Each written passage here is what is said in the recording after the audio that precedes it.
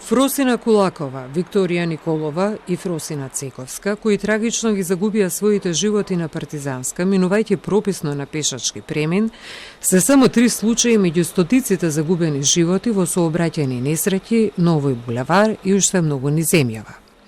Нова подсети од иницијативата кој следа. И што е сменето бар во овие 10 години? Дали коловозните ленти на Партизанска се стеснети?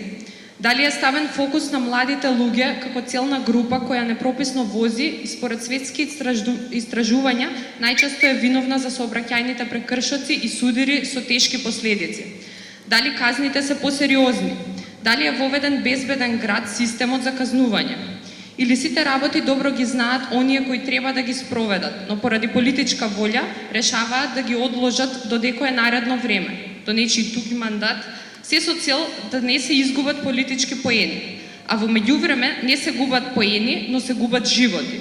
Група граѓани ја блокираа крстосницата кај зоолошката градина за да побараат безбедност на улиците. Вела тоа е основното нешто што секој град мора да го гарантира за своите граѓани. А безбедноста не подразбира само полиција на улиците и покрај тоа што моментално, тоа е тоа што ни е најпотребно. Исто така како што не подразбира и само камери на семафорите. Безбедност подразбира меѓу другото и функционален јавен превоз, кој директно ја намалува потребата за коли во градовите. Немањето на јавен превоз предизвика секоја куќа кај нас да има по 2, по 3 автомобила. Нормално е тоа дете да дојде на 16-17 години да направи глупост со тој автомобил, да ја земе кулата, да седне сам да ја вози и така натаму. Едноставно културата, сообраќајната култура во моментот ја нема.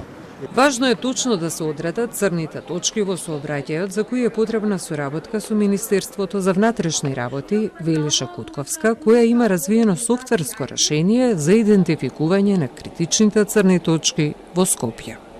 Додека работев на софтверското решение, тоест на кодот, стигна до момент каде што од МВР ми стигна access denied грешка 403, што значи дека ми забранија пристап до податоците, кои што се јавни веќе во булетинот на МВР, кој што се објавува на сајтот. Сега моментално добивме подршка од организации IT и испраќаме барање писмо до МВР, кој што се надеваме дека ќе ни биде одговорено позитивно. Во рамки на денешниот уличен форум беше испратена порака дека безбедноста во градовите мора да се подигне на највисоко ниво, за што постојат конкретни и изводливи решенија.